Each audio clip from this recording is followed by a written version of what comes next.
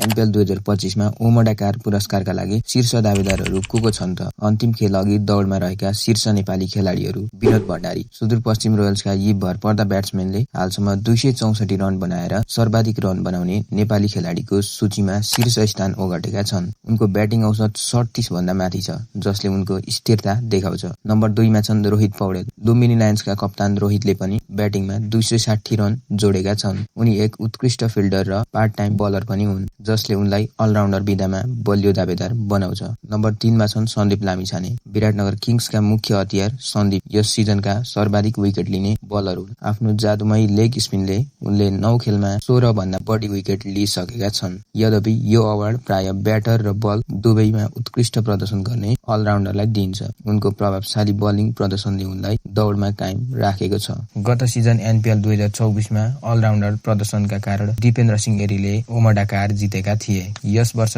कसको भाग्यमा यो चम्किलो कार लेखिएको होला? यो अवार्ड जित्न स्थिरता, प्रभाव र म्यान अफ द म्याच प्रदर्शन सबै कुराले महत्त्व राख्दछ।